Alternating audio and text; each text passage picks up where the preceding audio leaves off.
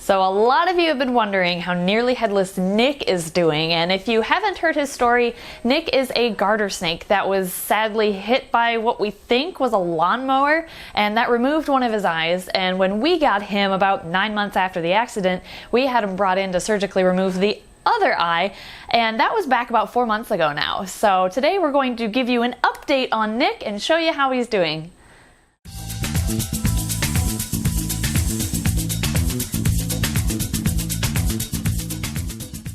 Nick is actually still behind me on the table over here. We'll check him out. We have not moved him quite yet because he is still a little bit underweight, and I'm able to give him a lot of one-on-one attention here, so it's really convenient. Where are you, Nick? Are you... Hi, there you are. Aw, you were sleeping in your cave. I'm sorry, I'm gonna wake you up here. Come here, buddy. Here he is, guys. He's doing great. Oh, I know, I just woke you up. There we go. Check out his eyes! Well, lack of eyes. He is hanging in there and he looks amazing. He's like completely healed from his surgery, which was on his right eye. He still has that sideways tongue flick, of course, and that will never change. That'll always come out from the side there.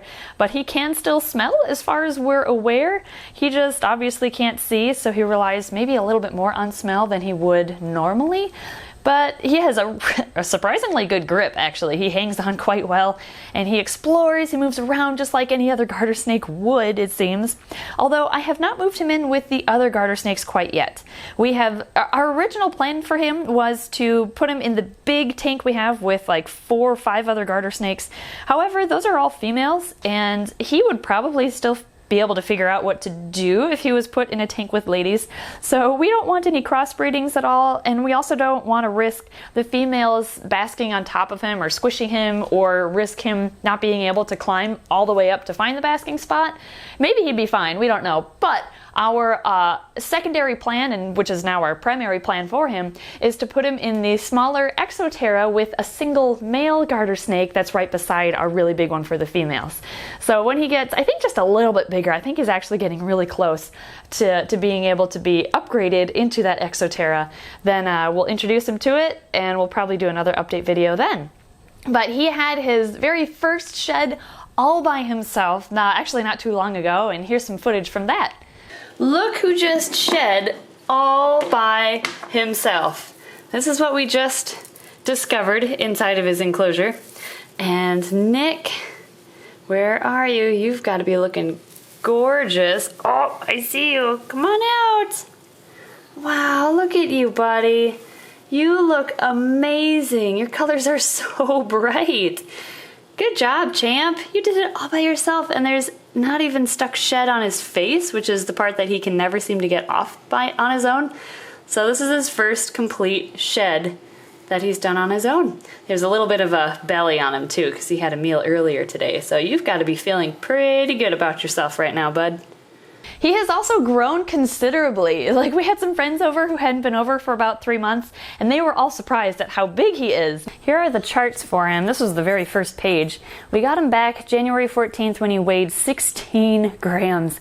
And we haven't weighed him in a little while, so I'm actually going to weigh him in front of you so that we can see how much he weighs now, since we're told he's grown by the friends who come to our house. Like, we see him every day, so he doesn't look too different to us, but we've been told that he has grown. So let's show you how much he has grown. Here you go, buddy. I know. You like hanging on to my hand. He is 28 grams. Awesome, bud.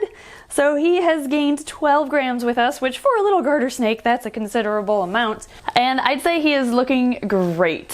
So he's actually, when it comes to feeding, that has really improved too. Nowadays, actually recently, we were able to hold a pinky in front of his mouth, and he kind of opened his mouth at it and then closed it and then slithered it away. But that was as close as he's ever gotten to eating something on his own. What we still do have to do is take the pinky mouse and like kind of roll it to open up his lower jaw, and then once the head of the pinky is in his mouth, he usually clamps down and then eats it from then on. He's actually a surprisingly good eater, even though he doesn't have eyes and his jaw is a little bit misaligned because that also got messed up from the lawnmower. But he makes it work. He stretches and he moves what he has for jaw muscles around, and he's able to get that pinky down just fine once it's started. Here's a little clip from him eating his most recent meal, I think about 4 days ago.